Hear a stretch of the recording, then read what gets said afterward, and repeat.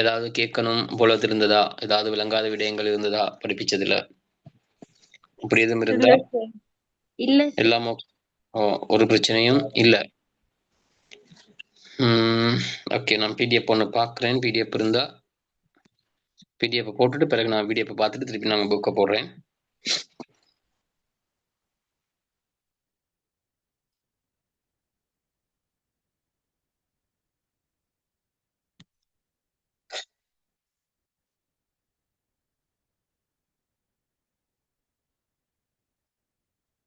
ஒரு நிமிஷம் வெயிட் பண்ணுங்க.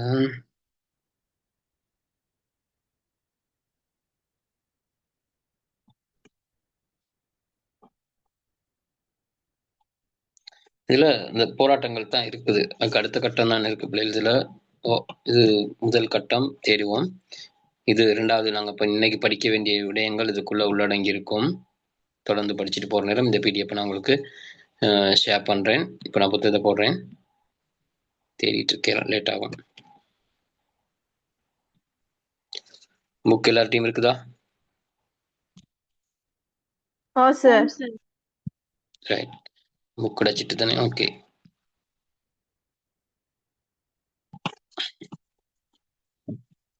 சரி.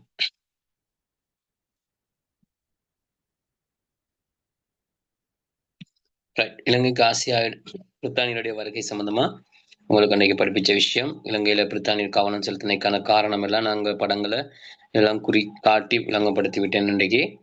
அதுக்கு பிறகு ஆங்கிலேயருக்கும் கண்டி ராஜ்யத்துக்கும் இடையிலான தொடர்புகள் சம்பந்தமா இன்றைக்கு நாங்க படிக்கணும்னு நினைக்கிறேன். அப்படித்தானே? இது நாங்க முடிக்கல இன்னும். நோட்ஸை பார்க்கல தானே? நோட்ஸை பார்த்துட்டு மிச்சத்தை உங்களுக்கு விளங்கப்படுத்தி விடுறேன். இதுல சங்கீதன் ஸ்கிரீனுக்குள்ள அதுவும் வரக்கூடாது. சங்கீதாவா சங்கீதனான்னு தெரியல. சங்கீதன் ஸ்கிரீன்ல உங்களோட பேர்லாம் வரக்கூடாது. ஏற்கனவே சொன்னது போலதான். சந்தேகத்தை மட்டும் நீங்க என்கிட்ட மைக் ஆன் பண்ணி கேட்கலாம். மற்றபடி உங்களோட ஸ்கிரீன் டச் பண்ற வேலை உங்களுக்கு இல்லை. அது ஒன்றும் நீங்க செய்ய தேவை. நான் அந்த பிடிஎஃப் போட்டிருக்கேன், படப்புத்தகத்தை போட்டிருக்கேன், பிடிஎஃப் போடுறேன். அதை நான் கேள்வி கேட்கிறேன், அதாவது என்னோட பார்த்துக்கிறோம். நீங்க கீழே போனீங்கன்னா சும்மா டைம் வேஸ்ட். சரி, அதனால சொல்ற விடயங்களை மட்டும் விளங்குதான்னு சொல்லி உங்களோட லேப்பா இருக்கலாம், போனா இருக்கலாம், டெப்பா இருக்கலாம், அதை உங்களுக்கான அந்த தூரத்துல டிஸ்டன்ஸ்ல வச்சுக்கிட்டு நீங்க நான் சொல்ற விஷயங்களை கேட்டுக்கொள்ளுங்க. Right right. இந்த ஆங்கிலேயருக்கும் கண்டி ராஜ்யத்துக்கும் இடையிலான தொடர்புன்னு சொல்ற நேரம் ஏற்கனவே முதல் கட்டத்தை கொஞ்சம் அறிமுகப்படுத்தி தான் இதுக்கு வரணும். என்னன்னா, போர்த்துகேயர் இலங்கையில் இருக்கும்போது போர்த்துகேயரை விரட்டுறதுக்கு ஒல்லாந்தரை கொண்டு வந்தது போல முதலாம் விமல தர்ம சூரியன் ஒல்லாந்தர் உதவியை நாடி இருந்தான்னு சொல்லி நாங்க படிச்சிருக்கிறோம் 1602ஆம் ஆண்டு. அதுக்கு பிறகு அந்த பேச்சுவார்த்தைகள்ல பெரிய அளவுல வெற்றிகள் ஒன்றும் இல்லாதனால 1638ஆம் ஆண்டு 2ஆம் ராஜசிங்கன் ஒல்லாந்தரை கொண்டு வந்து போர்த்துகேயரை விரட்டிட்டார். 1658ஆம் ஆண்டு முழுமையாக போர்த்துகேயர் விரட்டப்பட்டு விட்டாங்க. அதுக்கு பிறகு இந்த ஒல்லாந்தரை விரட்டுவதற்கு வருகை தந்தவர்கள் தான் இந்த ஆங்கிலேயர்கள். இப்போ ஒல்லாந்தர விரட்டனமாக இருந்தால் கண்டி மன்னர்கள் கீர்த்திஸ்ரீ ராஜசிங்கன் தான் ஆங்கிலேய உதவியை நாடினான். கீர்த்திஸ்ரீ ராஜசிங்கன் நாயக்க வம்சத்தை சார்ந்த ஆட்சியாளன். இந்த காலத்துல ஒரு ஒப்பந்தம் ஒன்று இடம்பெற்றது. 1766ஆம் ஆண்டு ஒப்பந்தம் ஒன்று செஞ்சாங்க. அந்த ஒப்பந்தத்துல 25 வாசகங்கள் உள்ளடக்கப்பட்டிருந்தது. இந்த ஒப்பந்தம் ஒல்லாந்தருக்கு சார்பான ஒப்பந்தமாக இருந்தது. கண்டி ராசதானி இலங்கைக்குள் அமைந்த ஒரு தீவாக மாறியது. கரையோர பிரதேசம் முழுவதும் கரையோரத்திலிருந்து 6 கிலோமீட்டர், அதாவது ஒரு கவ்வை தூரம் ஒல்லாந்தருக்கு சொந்தம் என எழுதி கொடுக்கப்பட்டது இந்த ஒப்பந்தம். அதனால அந்த ஒல்லாந்தருடைய பிரச்சனை, ஒல்லாந்தரை இனி வைக்கக்கூடாது என்ற காரணத்தினால ஒல்லாந்தரை விரட்டுறதுக்காக கீர்த்திஸ்ரீ ராஜசிங்க மன்னன் இந்தியாவில் இருந்த பிரித்தானியருக்கும் பிரான்சியருக்கும் 2 தூதுவர்களை அனுப்பினார். 2 தூதுக்குழுக்கள் அனுப்பினார். எங்களுக்கு உதவிக்கு ஆள் வேணும், கேட்டுட்டு வாங்கன்னு சொல்லி. அப்படி போன தூதுக்குழுல பேச்சுவார்த்தை நடத்தினதுக்கு பிறகு இலங்கைக்கு வருகை தந்தவர்கள் தான் இந்த ஆங்கிலேயர்கள், பிரித்தானியர்னு சொல்றோம். அப்ப இவங்க 3 முறையில இலங்கைக்கு வந்திருக்கிறாங்க. முதலாவது வந்தவர் தான் ஜான் பைப்பர்ஸ். 1762ஆம் ஆண்டு 1762ஆம் ஆண்டு ஜான் பைப்பர்ஸ் கீர்த்திஸ்ரீ ராஜசிங்க மன்னனை சந்திக்கிறார். இவர் வருகை தந்த துறைமுகம் திருகோணமலை துறைமுகம். ஒல்லாந்தர்கள் போர்த்துகேயரை விரட்ட வருகை தந்த இடமெல்லாம் மட்டக்களப்பு துறைமுகத்தினூடாக வந்தாங்க. மட்டக்களப்பினூடாகத்தான் அவங்க வந்தாங்க. ஆனா ஆங்கிலேயர்கள் திருகோணமலை வழியாக வருகை தந்தாங்க. இவங்க வருவதற்கு தேவையான துறைமுகத்தை திறந்து கொடுத்தது ஒல்லாந்தர்கள். ஏன்னா ஒல்லாந்தர்களும் ஆங்கிலேயர்களும் அந்த காலத்துல மோதல் தவிர்ப்பு, சண்டை பிடிக்கிறது இல்ல என்ற நிலையில இருந்தாங்க. மோதல் தவிர்ப்புல இருந்தாங்க. ஆகவே அவங்க அப்படி வந்துட்டு போனாங்க. அப்படி வந்தவர்கள் தான் இது. அப்ப வந்த சம்பவம் என்ன அப்படிங்கிறத நாங்க இப்ப நோட்ஸ்ல பார்க்க போறோம். பாருங்க, போர்த்துகேயரை இந்நாட்டிலிருந்து வெளியேற்றுவதற்கு ஒல்லாந்தரின் உதவியை பெற்றுக் கொண்டது போல ஒல்லாந்தரை வெளியேற்றுவதற்கு இன்னொரு அந்நிய ஐரோப்பியரின் உதவியை பெற்றுக் கொள்வதில் கண்டி மன்னர்கள் கவனம் செலுத்தி வந்தனர். இதற்கமைய கீர்த்திஸ்ரீ ராஜசிங்க மன்னரால் இந்தியாவில் இருந்த ஆங்கிலேயரிடமும் பிரான்சியரிடமும் தூதுவர்கள் அனுப்பப்பட்டனர். ஆங்கிலேய தூதுவர்கள் கண்டிக்கு வருகை தருவதற்கான பின்னணி இதன் விளைவாகவே உருவானது. ஆங்கிலேயர் இந்நாட்டின் கரையோரத்தை கைப்பற்றிக் கொள்வதற்கு முன்னர் அவர்களுடைய தூதுவர்கள் 3 காலத்திற்கு காலம் கண்டிக்கு வருகை தந்தனர். கண்டியை கைப்பற்றிக்கு முதல்ல, கரையோரத்தை கைப்பற்றிக்கு முதல்ல அவங்க 3 முறை இலங்கைக்கு வந்திருக்கிறாங்க. வந்து கண்டி மன்னனை சந்திச்சிருக்கிறாங்க. ஆண்டு 1762 ஜோன் பைப்பர்ஸ் சந்தித்த மன்னன் கீர்த்திஸ்ரீ ராஜசிங்கன். 1782 யோபோய்ட் சந்தித்த மன்னன் ராஜாதி ராஜசிங்கன். 1795 ராபர்ட் ஆண்ட்ரூஸ் சந்தித்த மன்னன் ராஜாதி ராஜசிங்கன். ஞாபகம் வச்சிருக்கணும். ரைட். முதல் இருவரும் வந்து பேச்சுவார்த்தை நடத்தினாங்க. பேச்சுவார்த்தையில ஏதோ பெரிய வெற்றி ஒண்ணுமே கிடைக்கல. காரணம், மன்னன் இவங்களை நாடியது, வர சொன்னது, அழைத்தது ஒல்லாந்தரை விரட்டுவதற்காக. ஆனா ஜோன் பைப்பர்ஸும் யோபோய்ட்டும் வருகை தந்தது ஒல்லாந்தரை விரட்டுவதற்கு தங்களுக்கு உதவி செய்ய முடியாதுன்னு சொன்னாங்க. வர்த்தகம் செய்வோம்னு சொன்னாங்க. மன்னன் தனக்கு உதவி செய்யாத ஒரு இனத்தவரோடு வர்த்தகம் செய்ய விருப்பம் இல்லை, நமக்கு உடன்பாடு இல்லைன்னு சொல்லி அவர்களை அவங்களோட வர்த்தகத்தை செய்யல. அந்த தூது பயணத்துல பிரயோசனம் இல்லாமல் போய்விட்டது. ஆனால் ராபர்ட் ஆண்ட்ரூஸ் வரும்போது திருகோணமலை துறைமுகத்தை கைப்பற்றி கொண்டுதான் அவர் வருகை தந்தார். அப்ப அதோ சம்பவம் ஒன்று நடந்திருக்கிறது. அது என்னன்னு பிறகு நாங்க பார்ப்போம். சரி, பாருங்க. ஜோன் பைப்பர்ஸ் இங்கு வரும்போது கீர்த்திஸ்ரீ ராஜசிங்க மன்னன் கண்டி ராஜ்யத்தின் ஆட்சியாளர் ஆவார். அடுத்து ஆங்கிலேய தூதுவர்கள் இருவரினதும் வருகைகள் இடம்பெற்றது ராஜாதி ராஜசிங்கனின் காலத்தில் ஆகும். ஜோன் பைப்பர்ஸினதும் யோபோய்ட்டினதும் வருகையின் போது இலங்கையுடன் வர்த்தக தொடர்புகளை ஏற்படுத்திக் கொள்வதே ஆங்கிலேயர் நோக்கமாக இருந்தது. அத்தூதுவர்களின் வருகை இடம்பெற்ற காலத்தில் ஒல்லாந்தரும் ஆங்கிலேயரும்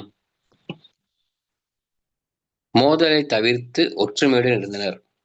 ஆகையால் திருகோணமலை துறைமுகத்தை ஆங்கிலேயர் பயன்படுத்துவதற்கு ஒல்லாந்தர் இடம் அளித்திருந்தபடியால் இந்நேரத்தில் ஒல்லாந்தருக்கு எதிராக கண்டி ராஜ்யத்துக்கு உதவுவதற்கு ஆங்கிலேயர் முன் வரவில்லை. ஏன்னா அவங்க மோதல் தவிர்ப்பு இருக்காங்க. கண்டிக்கு போறதுக்கு தங்களோட துறைமுகத்தை பயன்படுத்த சொல்லியிருக்கிறாங்க. இப்படி உதவி செய்கிற ஒருவருக்கு எதிராக எப்படி நாம் யுத்தம் செய்வது என்றனால ஆங்கிலேயர் உதவி செய்ய முடியாதுன்னு சொன்னாங்க கண்டி மன்னனுக்கு.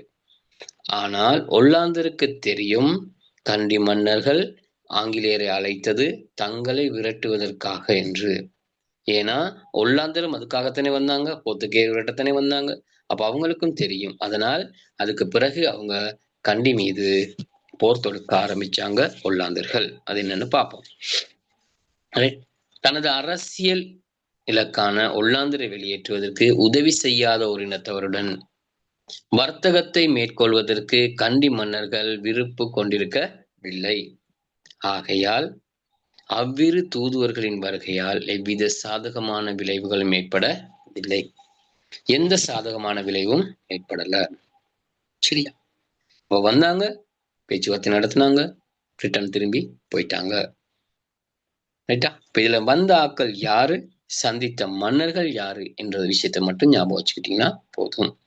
ஏன் வந்தாங்கன்ற காரணம் கேட்கப்படும். ஆனா ஏன் பேச்சுவார்த்தை சரி வரலைங்கிற விஷயம் உங்களுக்கு கேட்கப்படுறது இல்ல. அடுத்தது 1795 ஆண்டு ஆகஸ்ட் மாதத்தில் ஆங்கிலேய படை ஒல்லாந்தர் வசம் இருந்த திருகோணமலை துறைமுகத்தை கைப்பற்றி கொண்ட பின்னர் ராபர்ட் ஆண்ட்ரூஸ் மலைநாட்டுக்கு சென்று ராஜாதி ராஜசிங்க மன்னனை சந்தித்தார்.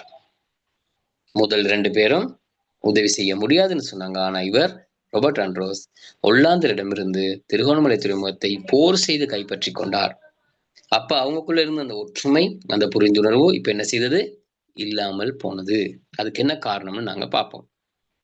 சரியா? இலங்கையில் ஒல்லாந்தரின் ஏனைய கோட்டைகளை கைப்பற்றுவதற்கு யுத்தம் நடைபெறும் வேளையில் கண்டி மன்னரின் உதவியை ஆங்கிலேயர் பெற்றுக் கொள்வதே ஆண்ட்ரூஸ் அவர்களின் தூதின் முக்கிய நோக்கமாயிருந்தது. 2 முறையும் மன்னன் கேட்கிறான், ஆங்கிலேயர்கிட்ட எங்களுக்கு உதவி செய்யுங்க, ஒல்லாந்தரை விரட்டன்னு சொல்லி. இயலாதுன்னு சொன்னவர்கள் இப்ப ஆங்கிலேயர் ராபர்ட் ஆண்ட்ரூஸ் போய் கேட்கிறாரு, ஒல்லாந்தரிடமிருந்து கோட்டைகளை கைப்பற்ற எங்களுக்கு நாங்க சண்டை பிடிக்கும் போது எங்களுக்கு படை உதவி தாங்கன்னு சொல்லி போயிட்டு மன்னன்ட்ட கேட்கிறாரு. அப்போது ஆங்கிலேயருக்கு உதவி புரிய மன்னர் இணங்கினார். எங்கட தேவை தானே, எப்படியாவது ஆங்கிலேயர் மூலமாக ஒல்லாந்தரை விரட்டணும். அதுக்கு மன்னன் ஓகே நாங்க உதவி செய்யறோம்னு சொல்லி சொன்னார். என்றாலும் சரியா, உதவி புரிய மன்னர் இறங்கினார். என்றாலும் ஒல்லாந்தருடன் இடம்பெற்ற போர்கள் அவர்கள் எதிர்பார்த்த அளவிற்கு தீவிரமாக இல்லாதிருப்பதை ஆங்கிலேயர் புரிந்து கொண்டனர். வந்து பேசிட்டாங்க, மன்னன் உதவி செய்யறேன்னு சொல்லிட்டாரு. ராபர்ட் ஆண்ட்ரூஸ்க்கு ஒரு யோசனை போகுது, நாங்க இப்ப ஒல்லாந்தரோட சண்டை செஞ்சு பிடிச்சமே திருகோணமலை துறைமுகத்தை, சண்டை பெரிய அளவுல யுத்தம் ஒன்று இடம்பெறல, அவங்களுக்கு பெரிய பலம் ஒன்று இல்லை, அப்ப நாங்க அவங்களை இலகுவாக என்ன செய்யலாம்? தோல்வி அடைய செய்யலாம். நாங்க கண்டி மன்னன் உதவியை பெற்றால் நாங்க கைப்பற்றுகின்ற கோட்டைகளை மன்னனுக்கு ஒப்படைக்க வேண்டி வரும், லாபத்தில் பங்கு கொடுக்க வேண்டி வரும். ஆகவே தாங்களாகவே ஒல்லாந்தரை விரட்டிடுவோம் என்ற முடிவுக்கு ஆங்கிலேயர் வந்தாங்க. சரி, இதனால் ஒல்லாந்தரின் இந்நாட்டில் இருந்த கோட்டைகளை தமதாக்கிக் கொள்வதில் ஏற்படும் பலாபலனை மன்னருடன் பகிர்ந்து கொள்வதற்கு ஆங்கிலேயர் விரும்பவில்லை. ஆங்கிலேயருக்கு விருப்பம் இல்லை ஒல்லாந்தரிடமிருந்து கைப்பற்றுகின்ற கோட்டைகளை மன்னனுக்கும் பங்கு கொடுப்பதற்கு. எங்கட நாடு எங்களது ஆட்சி, ஆனா ஐரோப்பியர் வெளிநாட்டவர் அதை தங்களுக்கு கொடுக்க வேண்டி வரும், நம்ம சொந்தக்காரனுக்கு கொடுக்க வேண்டி வரும்னு சொல்லி அவங்க என்ன செய்யறாங்க? யோசிக்கிறாங்க. இதனால் ஒல்லாந்தரின் கோட்டைகளை தமதாக்கிக் கொள்ள ஏற்படும் பல்லாபல மன்னருடன் ஆங்கிலேயர் விரும்பல. இதன் பெருவேறாக கண்டி மன்னனின் நிபந்தனைகளை ஏற்று அவனுடன் நீண்ட கால நட்புறவு ஒப்பந்தம் ஒன்றை ஏற்படுத்திக் கொள்வதற்கான பேச்சுவார்த்தையில் ஈடுபட ஆங்கிலேயர் முன் வரவில்லை. அழைச்சிட்டு போயிட்டாங்க. மன்னன் ஓகே சொல்லிட்டார், நான் உதவி செய்யறேன்னு சொல்லிட்டாரு. ஆனா ஆங்கிலேயர் பாக்குறாங்க, எங்களுக்கு கிடைக்கிற பலாபலனை நாங்க கண்டி மன்னனோடு பகிர்ந்து கொள்ள விரும்பல, தனியாகவே தங்களால் போர்த்துகேயரை ஒல்லாந்தரை விரட்ட முடியும் என்ற நிலையில அவங்க ஒல்லாந்தரோடு போரிட்டு ஒல்லாந்தரை விரட்டினாங்க. 95 திருகோணமலையை கைப்பற்றியவர்கள் 1296 பிப்ரவரி மாதம் முழு கரையோர பிரதேசத்தையும் ஒல்லாந்தரிடமிருந்து கைப்பற்றி கொண்டார்கள். அப்ப யாருக்கு பலம் அதிகமாக இருந்தது? ஆங்கிலேயருக்கு. ஒல்லாந்தருக்கு பலம் இல்ல. இதுக்கு முதல்ல நாங்க படிச்சிருக்கிறோம் ஒரு இடத்துல, இதே பாடத்துல முன்னுக்கு நாங்க படிச்சோம். அம்பொய்னா தீவில ஆங்கிலேயர் கோட்டை அமைத்த போது ஒல்லாந்தர் அந்த கோட்டையை தாக்கி பெருந்தொகையான படை வீரர்களை கொலை செய்தார்கள், ஆங்கில படை வீரர்கள். அப்போது ஆங்கிலேயர் ஒல்லாந்தரோடு போர் செய்யல, அமைதியாக பின்வாங்கினார்கள். இப்ப பாத்தீங்களா அப்படின்னு சொல்லி ஒல்லாந்தரை விரட்டும் அளவுக்கு ஆங்கிலேயருடைய பலம் அதிகமாக இருந்தது. சரி, இந்த பந்தியவர்த்தனை பார்த்துக்கொள்ளுங்க பிள்ளை. நான் சொல்ற விஷயங்கள் கேக்குதா? புதிதாக யாரும் வந்திருக்கிறீங்களா? நான் முதல் கேட்கவும் இல்லை. ரிஷான்னா மைக் ஒன்ல இருக்குது.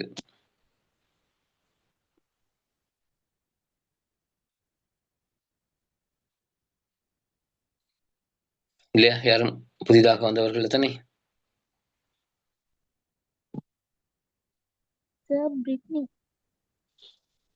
இல்லங்களாமா? எங்க பிரிட்னி? உங்களோட ஊர்? கண்டில எங்க? கட்டுகாஸ்தோட்ட. Okay okay, right. வேறு யாரும்?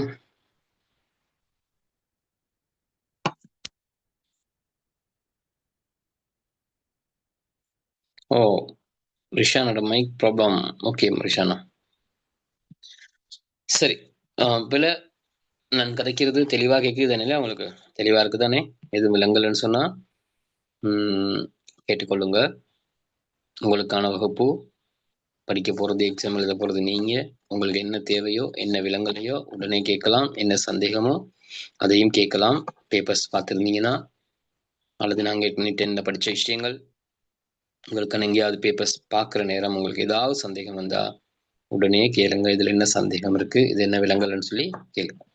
சரி, ரைட். ஆங்கிலேயர் கண்டி ராஜ்யத்திலான தூதுவர்களை கொண்டு இந்த அட்டவணை பூர்ணப்பட சொல்லியிருக்கிறாங்க. இதை நீங்க செய்து பாருங்க. வருடம், தூதுவரின் பெயர், பயணத்தின் நோக்கம், விளைவு. சரி, என்ன நடந்தது அப்படிங்கறத நீங்க எழுதியிருந்தீங்கன்னா சரி. இப்ப பிரித்தானியர் ஆதிக்கத்தை நிலைநாட்டுதல். எங்க ஆதிக்கத்தை நிலைநாட்ட போறாங்க? இலங்கையில கரையோரத்துல தங்களோட ஆதிக்கத்தை நிலைநாட்ட போறாங்க. அவங்க எப்படி நிலைநாட்ட போறாங்கன்னு சொல்லிட்டு அப்ப நாங்க பார்க்க போறோம். சரி, பாருங்க. இலங்கையை பிரித்தானியரின் குடியேற்ற நாடாக்குவதில் முனைப்பாக தெரிய 3 சந்தர்ப்பங்கள் இனம் காண முடியும். தங்கட குடியேற்ற நாடாக இலங்கையை உருவாக்குவதில் முனைப்பாக தெரிகின்ற 3 சந்தர்ப்பங்கள் இருக்குது. ஒன்று, 1796 ஆண்டில் ஆங்கிலேய கிழக்கிந்திய வர்த்தக கம்பெனி கரையோர பிரதேசங்களில் தமது ஆதிக்கத்தை நிலைநிறுத்திக் கொள்ளுதல். 1796 பிடிச்சிட்டாங்க தானே? 95ல கரையோர பிரதேசத்துக்கு வந்தாங்க, திருகோணமலை துறைமுகத்தை கைப்பற்றினாங்க. 96ல பிப்ரவரி மாதம் முழு கரையோர பிரதேசத்தையும் அவர்கள் தன்வசப்படுத்தி கொண்டார்கள். ரைட், அதை முதல் பார்த்தோம். அதுக்கு பிறகு நாங்க இதெல்லாம் திரும்ப பார்ப்போம். நாங்க இருக்கா 1802 ஆண்டில் அதுவரை ஆங்கில கிழக்கிந்திய வர்த்தக கம்பெனி நிர்வாகத்தில் இருந்த இந்நாட்டின் கரையோர பிரதேசம் முடிக்குரிய குடியேற்றம்.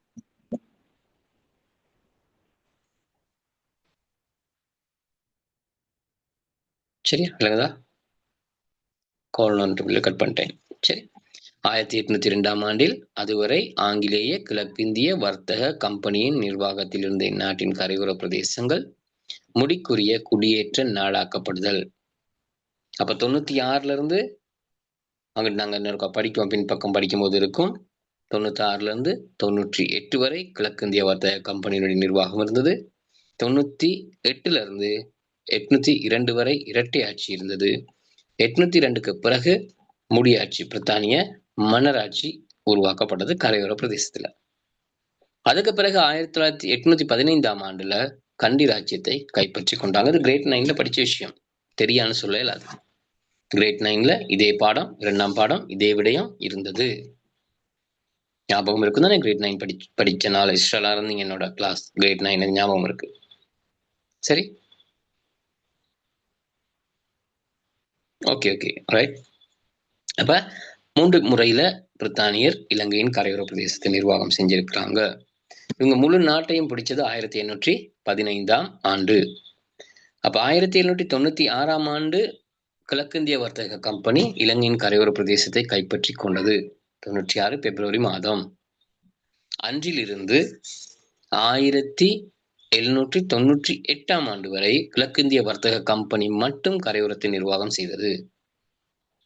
1798 ஆண்டிலிருந்து 1802 ஆண்டு வரை இரட்டை ஆட்சி இடம்பெற்றது.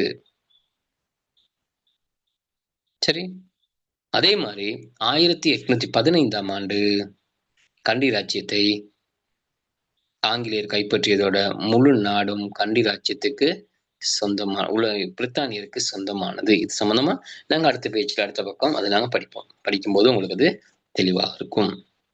இவருடைய படத்தை பார்த்துக் கொள்ளுங்க. இவர் தான் ஒல்லாந்து மன்னன் 5ஆம் வில்லியம். ஆரஞ்ச் வில்லியம்னு சொல்லப்படுவார், அல்லது 5ஆம் வில்லியம்னு சொல்லப்படுகின்றவர். ஒரு 5ஆம் வில்லியம் ஆங்கிலேயர் இலங்கையை கைப்பற்றுவதற்கு காரணமாக இருந்தவர் இவர் தான். இந்த மன்னண்ட காலத்துல தான் இலங்கை கைப்பற்றப்பட்டது, கரையோர பிரதேசம் கைப்பற்றப்பட்டது. அது ஏன்னு சொல்லி பார்ப்போம். இப்ப பாருங்க, இலங்கையின் கரையோர பிரதேசங்களில் பிரித்தானிய ஆதிக்கத்தை நிலைநாட்டுதல். இலங்கையின் கரையோர பிரதேசங்களில் பிரித்தானிய ஆதிக்கத்தை நிலைநாட்டுதல். 1789 பிரான்சிய புரட்சி ஏற்பட்டதன் பின்னர் ஐரோப்பாவில் உருவான புதிய அரசியல் சூழ்நிலை ஐரோப்பியரின் ஆசிய குடியேற்றவாத கொள்கையிலும் செல்வாக்கு செலுத்தியது. 789 பிரான்சிய புரட்சி. நாங்க இந்த கடைசி பாடம் 7வது பாடத்துல நீங்க படிக்க வேண்டியிருக்குது. இதே புத்தகத்துல 7ஆம் பாடம் இருக்குது. 1789 பிரான்சிய புரட்சி ஏற்பட்டுச்சு. அதுக்கு பிறகு ஐரோப்பாவில் ஒரு புதிய அரசியல் சூழ்நிலை உருவானது. மன்னராட்சி முறைகள் இல்லாமல் போயிட்டு தேசிய அரசுகள் தோற்றம் பெற்று நிறைய மாற்றங்கள், மனித உரிமைகள் சம்பந்தமாக பேசப்பட்டு நிறைய விஷயங்கள் மாற்றங்கள் ஏற்பட்டது. சரியா? ஐரோப்பியரின் ஆசிய குடியேற்ற கொள்கையிலும் செல்வாக்கு செலுத்தியது. ஏன்னா அந்த புரட்சிகளுக்கு பிறகு ஏனைய நாடுகள் என்ன செய்தது? சுதந்திர எண்ண கருவை தன்னோடு இணைத்துக் கொண்டு சுதந்திரம் பெறுவதற்கான முயற்சிகளை மேற்கொண்டு வந்தது. அதனாலதான் அந்த குடியேற்றவாத கொள்கையிலும் நிறைய மாற்றங்கள் ஏற்பட்டது. இந்த புரட்சியின் பின்னர் பிரான்சில் உருவான புதிய அரசாங்கத்தின் இராணுவம் 1795 ஒல்லாந்தை ஆக்கிரமித்தது. இப்பதான் விஷயத்துக்கு வரப்போறோம். ஏன் திருகோணமலை துறைமுகத்தை 1795 ஆண்டு ராபர்ட் ஆண்ட்ரூஸ் கைப்பற்றினார்? அதுக்கு முதல்ல வந்த 2 பேரும் 2 தூதுவர்களும் ஏன் ஒல்லாந்தருக்கு எதிராக நாங்க செயல்பட மாட்டோம்னு சொன்னாங்க. ஆனா ராபர்ட் ஆண்ட்ரூஸ் மட்டும் ஏன் கைப்பற்றினார்? அதுக்கான விளக்கம் இங்க வரப்போகுது. 1795 ஆண்டு ஒல்லாந்தை ஆக்கிரமிச்சது பிரான்சிய இராணுவம். சரி, அப்போது ஒல்லாந்து ஆட்சியாளரான ஸ்டெட்ஹால்டர் 5ஆம் வில்லியம் பிரித்தானியாவுக்கு தப்பி ஓடினார். ஒரேஞ்ச் வில்லியம்னு சொல்லப்படுறார். ஸ்டெட்ஹால்டர் அப்படிங்கிறதும் அவருடைய பெயர் தான். 5ஆம் வில்லியம் பிரித்தானியாவுக்கு தப்பி ஓடினார். ஒல்லாந்து நாடு பிரான்சின் ஆதிக்கத்திற்கு உட்பட்டது. இதனால் ஒல்லாந்தின் ஆதிக்கத்தில் இருந்த இலங்கையின் கரையோர பிரதேசங்கள் பிரான்சின் அதிகாரத்துக்கு உட்படும் சந்தர்ப்பம் ஒன்று உருவானது. இந்த இடத்த நல்லா விளங்கிக் கொள்ளுங்க. ஒல்லாந்து நாடு பிரான்சியரால் கைப்பற்றப்பட்டு விட்டால் பிரான்சியருக்கு சொந்தமாக இருக்கின்ற இலங்கையின் கரையோர ஒல்லாந்திற்கு சொந்தமாக இருக்கின்ற இலங்கையின் கரையோர பிரதேசம் யாருக்கு போகும்? இன்னொருக்கா சொல்றேன். ஒல்லாந்து நாடு பிரான்சியரால் கைப்பற்றப்பட்டு விட்டது. ஓகே, ஒல்லாந்தருடைய குடியேற்ற நாடாக இருக்கின்ற இலங்கையின் கரையோர பிரதேசம் யாருக்கு சொந்தமாகும்? பிரான்சியருக்கு சொந்தமாகும். இலங்கை பிரான்சியருக்கு சொந்தமாகிட்டால் இந்தியாவில் இருக்கின்ற ஆங்கிலேயருக்கு அது பெரிய பிரச்சனை. ஏன்னா இலங்கையின் முக்கியத்துவம் சம்பந்தமா நாங்க முன்னுக்கு பார்த்திருக்கிறோம். அப்ப எப்படியாவது இலங்கை ஆங்கிலேயருக்கு தேவை. இந்த சந்தர்ப்பத்தை பயன்படுத்தி கொண்டு ஆங்கிலேயர் இலங்கையின் கரையோர பிரதேசத்தை கைப்பற்றினாங்க. முதல் 2 பேரும் ஏலான்னு சொன்ன விஷயத்த இப்ப என்ன செஞ்சாங்க? கைப்பற்ற வேண்டிய தேவை இருந்தது. அதுக்கு காரணம் ஒல்லாந்து நாடு பிரான்சியரால் கைப்பற்றப்பட்டமை. நல்லா விளங்கிக்கணும் இந்த விஷயத்த. பாருங்க, இலங்கையின் கரையோர பிரதேசங்கள் பிரான்சின் ஆதிக்கத்துக்கு உட்படும் சந்தர்ப்பம் ஒன்று உருவானது. இலங்கையின் முக்கியத்துவம் பற்றி பூரண தெளிவுடன் இருந்த ஆங்கிலேயர் இச்சந்தர்ப்பத்தை தனது அதிகாரத்தில் நிலைநாட்டிக் கொள்ள பயன்படுத்தி கொண்டனர். தம்மிடம் தஞ்சமடைந்திருந்த மன்னரை கொண்டு தமக்கு சார்பான கடிதம் ஒன்றை இந்நாட்டு ஆளுநருக்கு அனுப்புவதற்கான ஏற்பாடு ஒன்றை செய்து கொண்டனர். இந்த ஆரஞ்ச் வில்லியம் அல்லது 5ஆம் வில்லியம் எங்க ஓடி போறார், தப்பி போறாருன்னா பக்கத்துல இருக்கிற பிரித்தானியாவுக்கு போயிட்டு தஞ்சம் கேட்கிறார், என்னை காப்பாத்த சொல்றார். எங்க நாட்டு ஒல்லாந்தை பிரான்சியர் பிடிச்சிட்டாங்க, நான் இருந்தால் என்னை கைது செய்வாங்க, கொலை செய்யலாம். ஆகவே நான் உங்க நாட்டுக்கு வந்துட்டேன், பிரித்தானியாவுக்கு வந்துட்டேன், நீங்க எனக்கு பாதுகாப்பு தாங்கன்னு சொன்னார். இவரோட மன்னன், பக்கத்தில் உள்ள மன்னன், தங்களோட நட்பா இருந்த ஒரு மன்னன்.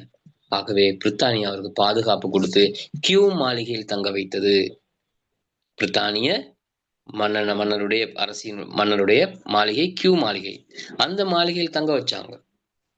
தங்க வைத்துட்டு பிரித்தானியர் யோசிக்கிறாங்க, நல்ல ஒரு சந்தர்ப்பம், அரிய வாய்ப்பு, இந்த வாய்ப்பை என்ன செய்யக்கூடாது, தவற விடக்கூடாதுன்னு சொல்லி அவர்கிட்ட சொல்றாங்க, எனக்கு கடிதம் ஒன்று தாங்க, இலங்கை கரையோர பிரதேசம் பிரான்சியர் கைப்பற்றிடுவாங்க, பிரான்சியரிடமிருந்து நாங்க அந்த பிரதேசத்தை பாதுகாக்கணும்னா எங்களுடைய படைகளை இலங்கைக்கு அனுமதிங்க, இலங்கையில் போறதுக்கு அனுமதிங்க, பாதுகாப்புக்கு போறதுக்கு அனுமதிங்கன்னு சொல்லி ஒரு கடிதம் ஒன்று எழுதி வாங்கினார். வில்லியம் ஏலான்னு சொல்லலுமா? அவருக்கு ஏலான்னு சொல்ல முடியாது. ஏன்னா அவர் பாதுகாப்பாக இருக்கிறது பிரித்தானியாவில். அப்போ அவங்க கடிதம் கேட்கும்போது எழுதுகிறார். கடிதம் எழுதி அதுல கையொப்பமிட்டு கொடுக்கிறார். இலங்கையின் கரையோர பிரதேசத்துக்குள்ள பிரித்தானிய இராணுவத்தை அனுமதிக்கும்படி ஒரு கடிதம் எழுதப்பட்டது. இது கியூ மாளிகையில் வச்சு எழுதப்பட்டனால சொல்றது கியூ கடிதம்னு சொல்லி சொல்றது. இப்ப கடிதத்தை எடுத்துக்கொண்டு ராபர்ட் அண்ட்ரூஸ் படைகளோடு இலங்கைக்கு வரார். இலங்கைக்கு வருகை தந்து பன் அங்கிள் பேக்கெட்க்கு கடிதத்தை கொடுக்கிறார். அதுதான் ஒல்லாந்து ஆளுநராக இருந்தவர் இலங்கையில. அவர் அந்த குழப்பமான சூழ்நிலையில அந்த கடிதத்தை வாங்க மறுக்கிறார். பன்னங்கள் பேக் சொல்றாரு, இப்படி கடிதத்தை வாங்கிட்டு இலங்கையின் கரையோர பிரதேசத்தை நான் உங்களுக்கு கொடுக்க முடியாது, உங்களுடைய படைகளை உள்ளே அனுமதிக்க முடியாதுன்னு சொல்லிட்டார். ஆங்கிலேயர் இல்ல இவர் முடியாதுன்னு சொல்லிட்டாருன்னு சொல்லி திரும்பி போக முடியுமா இங்க பிரித்தானியாவுக்கு? முடியாது. ஏன்னா உங்களுக்கு தேவை இருக்கிறது, பிடிச்சே ஆகணும். கேட்டு பார்த்தாங்க, கிடைக்கல. ஆகவே போர் செஞ்சாங்க, திருகோணமலை துறைமுகத்தை கைப்பற்றி கொண்டாங்க. இது சம்பவம். இப்படித்தான் இந்த சம்பவம் என்ன செய்தது, இடம்பெற்றது. விளங்கியிருக்கான சம்பவம். நாங்க நோட்ஸை பார்க்கும்போது உங்களுக்கு தெளிவாகிரும். ஓகே. இன்னைக்கு வந்த புதிதாக வந்த பிரிட்னி பேரை தான். ரைட். இதுல யாருக்காவது விலங்கலன்னு சொன்னா கேளுங்க. பிரிட்னி. ஓகே. அபுதாஹிப்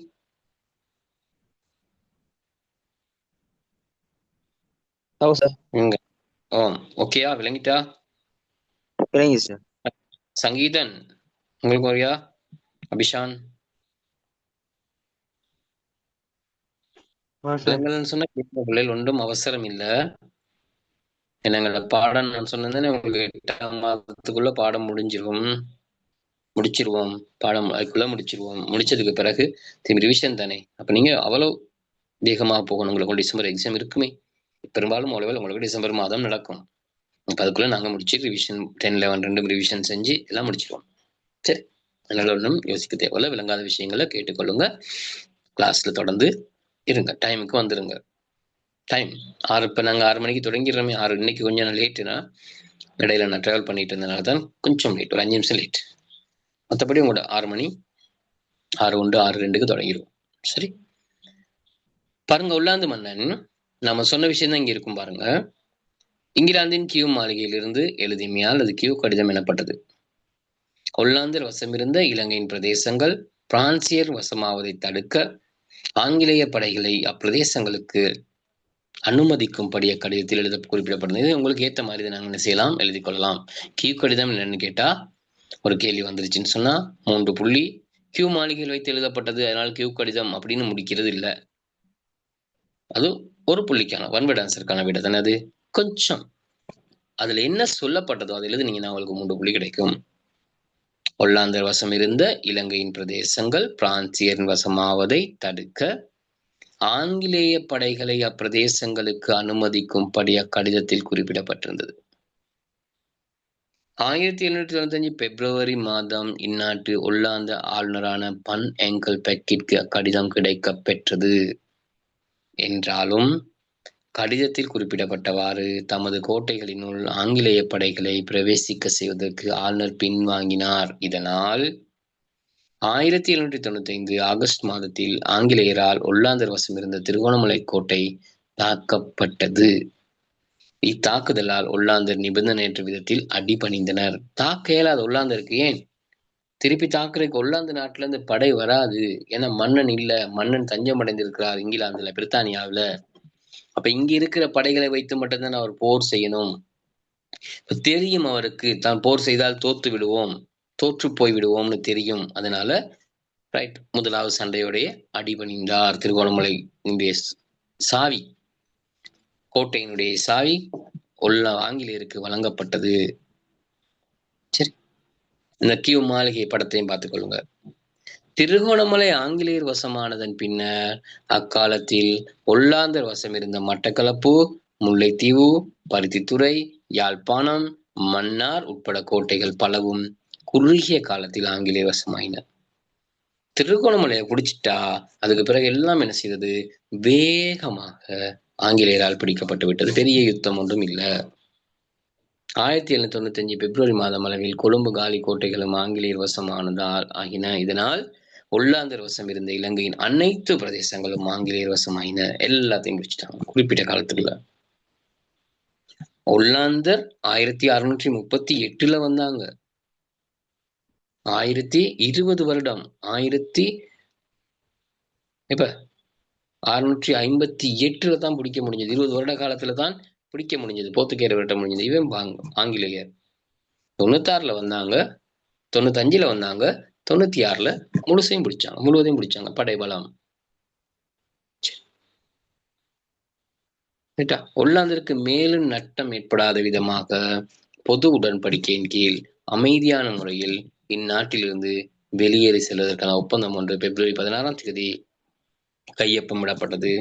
இத்தோடு ஒல்லாந்தர் வசம் இருந்த இந்நாட்டு கரையோர பிரதேசங்கள் ஆங்கிலேய கிழக்கிந்திய வர்த்தக கம்பெனியின் ஆட்சியின் கீழ் வந்தது. அமைதியான முறையில் அவங்க என்ன செஞ்சாங்க? ஒல்லாந்த போயிட்டாங்க. இனி போர் செஞ்சு வேலை இல்லை, எங்களால் வெற்றி பெற முடியாது என்பது அவர்களுக்கு தெரியும். அதனால விட்டுட்டு போயிட்டாங்க. ஆங்கிலேயர் இலங்கையின் கரையோர பிரதேசங்களை கைப்பற்றி கொண்டார்கள். இலங்கையை கைப்பற்றி கொண்டார்கள் நாங்க சொல்றது இல்ல. ஏன்னா கரையோர பிரதேசத்தை மட்டும்தான் கைப்பற்றி கொண்டார்கள். கண்டியில ஒரு சுயாதீனமான ஆட்சி இருந்தது. 1815 ஆண்டு கண்டி கைப்பற்றப்பட்டதுக்கு பிறகுதான் முழு நாடும் ஆங்கிலேயர் வசம் வந்தது. சரியா? இதையும் பார்த்துக்கொள்ளுங்க. புல் கியூ மாளிகையோடு அப்படியே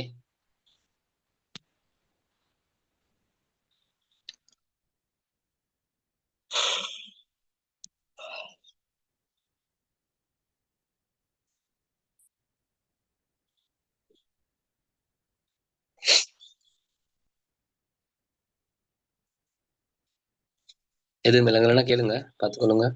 புத்தகம் கையில இருக்கும், புத்தகத்தை பார்த்துக்கொள்ளுங்க.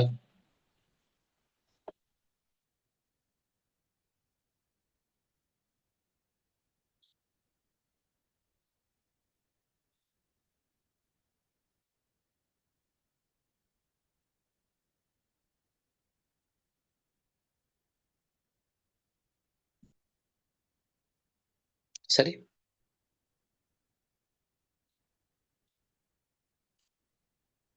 ஆங்கில வர்த்தக கம்பெனியின் கரையோர பிரதேச நிர்வாகம். சரி, ஆங்கில வர்த்தக கம்பெனியின் கரையோர பிரதேச நிர்வாகம். இந்த போர்த்துகேயரும் ஒல்லாந்தரும் இந்நாட்டின் கரையோர பிரதேசத்தை ஆட்சி செய்த போது நிர்வாக நடவடிக்கைகளில் இயன்றளவு சுதேச உத்தியோகத்தர்களையும் பயன்படுத்தி கொண்டனர்.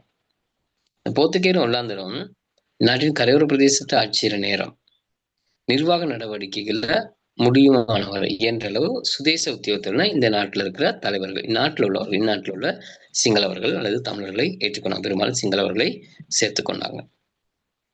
ரைட்டா? என்றாலும் ஆங்கிலேய வர்த்தக கம்பெனிக்கு அது தொடர்பான விளக்கம் இருக்கல. போர்த்துகேயரும் ஒல்லாந்தரும் பிரச்சனை இல்லாம இலங்கையில் உள்ளவர்களுக்கும் பொறுப்புகளை கொடுத்து வேலைகளை கொடுத்து வேலையை வாங்கிட்டு லாபத்தை சம்பாதிச்சாங்க. ஆனா ஆங்கிலேய இந்த கிழக்கிந்திய கம்பெனி அப்படி அவங்க என்ன செய்யல, இவர்களை சேர்த்து கொள்ளாமல் தங்களோட நாடுகள்ல இருந்து ஆட்களை கொண்டு வந்தாங்க. சரி, இதனால் ஆங்கிலேய தம்பசமாகிய பிரதேசங்களில் இந்தியாவில் சென்னையில் இருந்து வரவழைத்த அதிகாரிகளை கொண்டு நிர்வாகத்தை நடத்தி சென்றனர். அவ்வுமில்தார்னு சொல்லப்படுகின்ற ஆட்கள் சென்னையில வேலை செய்கிற ஆட்கள். அவங்களுக்கு சிங்களமும் தெரியாது, தமிழும் தெரியாது. அவங்க வேற மொழி பேசக்கூடிய ஆட்கள். அப்ப அவங்களை கொண்டு வந்து இலங்கையில கரையோர பிரதேசங்கள்ல வேலைக்கு போடுற வேலைன்னா வரியறை விடுறது உள்ளிட்ட முக்கியமான பொறுப்புகளுக்கு அவங்களை நியமிக்கிறது ஆங்கிலேயர்கள். சரியா?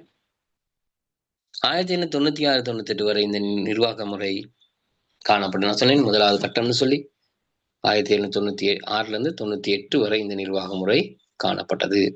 சரி,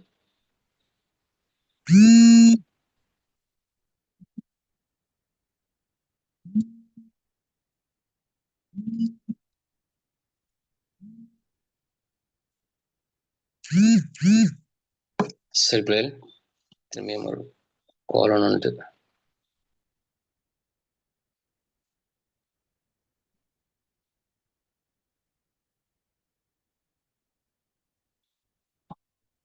சரி கோலம் வந்துட்டு கொஞ்சம் கட் ஆயிடுச்சுன்னு சொல்லி சரியா? அப்ப இந்த கட்டாயம் இது தேவை. இதை பார்த்துக் கொள்ளுங்க. இந்த விஷயங்கள் முக்கியம்.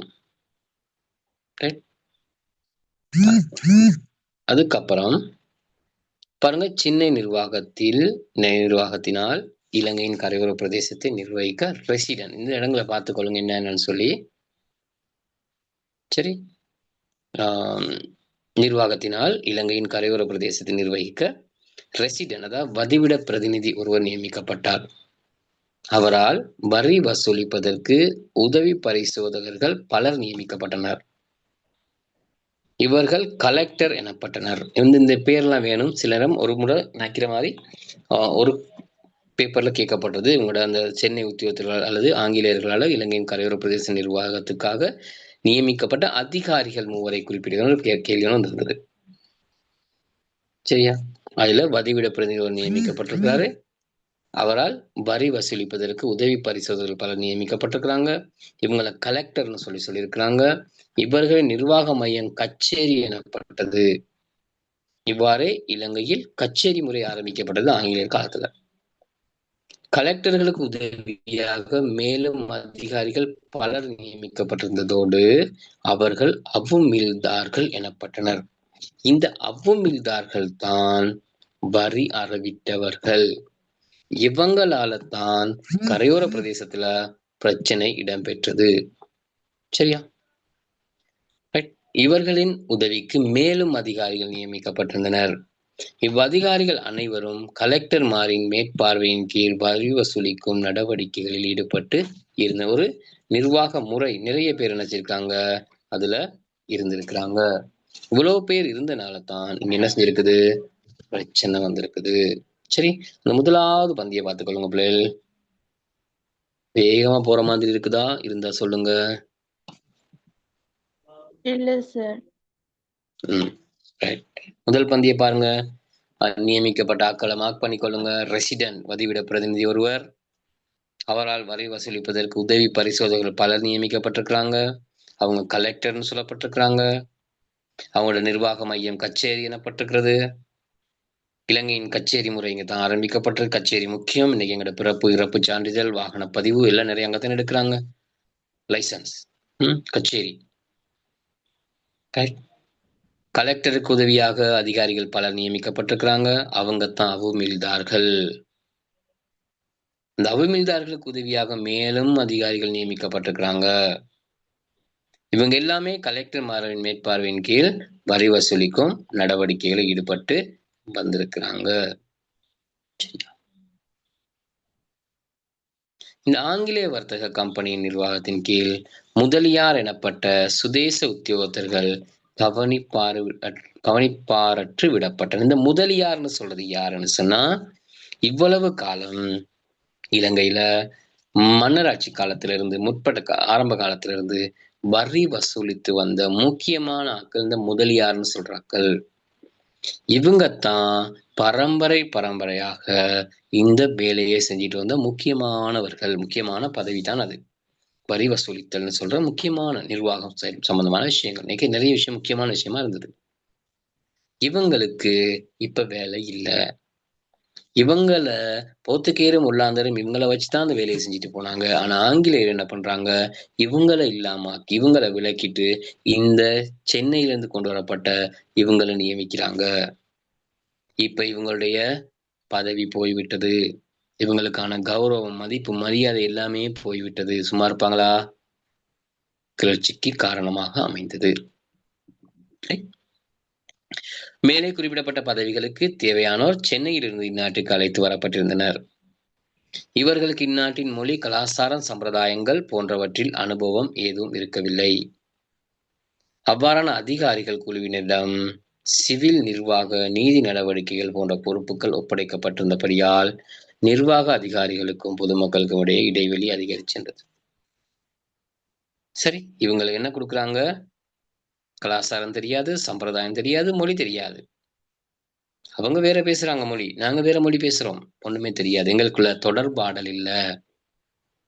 சரியா? எல்லா பொறுப்பும் அவங்களுக்கு கொடுக்குறாங்க. சிவில், நிர்வாக, நீதி நடவடிக்கை எல்லாமே அந்த இந்தியாவிலிருந்து வந்த அந்த ஆக்களுக்கு, கலெக்டர்மாருக்கும் ரெசிடென்ட்டுக்கும் அமல்தார்களுக்கும் கொடுக்குறாங்க.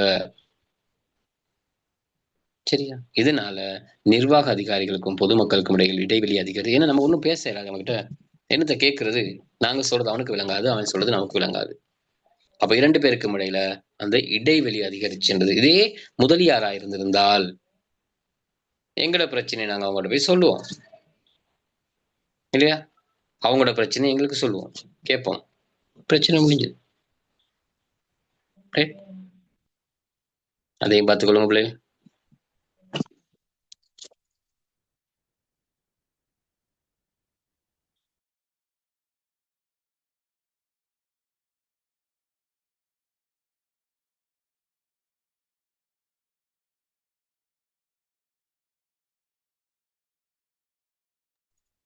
சரியா பார்த்துட்டீங்களா?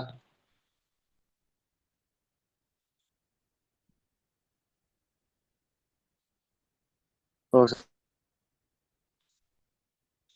ரைட்.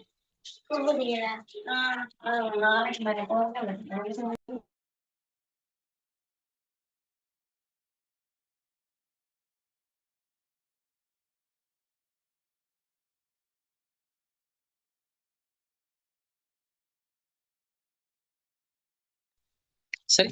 ரைட். ஒரு நிமிஷம். ஓகே பிள்ளை. இப்ப பாருங்க. இந்த இலங்கையின் கரையோர பிரதேசத்தை தமது கட்டுப்பாட்டின் கீழ் கொண்டு வருவதற்கு ஆங்கிலேய கிழக்கிந்திய வர்த்தக கம்பெனி பெருந்தொகை பணத்தை செலவிட நேர்ந்தது. இப்படித்தானே இலங்கையை கைப்பற்றினாங்க, உள்ளாந்தரோட போர் செஞ்சாங்க, நிறைய செலவழிச்சாங்க. அப்பணத்தை விரைவில் ஈட்டிக்கொண்டு இயன்ற அளவு லாபத்தை சம்பாதித்துக் கொள்வதே இவர்களின் நிர்வாகத்தில் காணப்பட்ட வெளிப்படையான பண்பாக இருந்தது. உங்களுடைய நிர்வாகத்திலிருந்து வெளிப்படையான பண்பு, இவ்வளவு நாங்க செலவழிச்சிருக்கிறோம், இதை வேகமா என்ன செய்யணும், நாங்க பெற்றுக்கொள்ளணும், அப்படிதான் அவரோட நோக்கமாக இருந்தது. இதற்காக வர்த்தக கம்பெனியால் கரையோர பிரதேசங்களில் புதிய வரிகள் பலவும் விதிக்கப்பட்டன. இந்த வர்த்தக கம்பெனி என்ன செய்து புதிய வரிகள் பலதை விதிக்கிறாங்க. அத்தோடு அவற்றை பணமாக செலுத்துவதிலும் பொதுமக்கள் இடர்பாடுகளை எதிர்நோக்கினர்.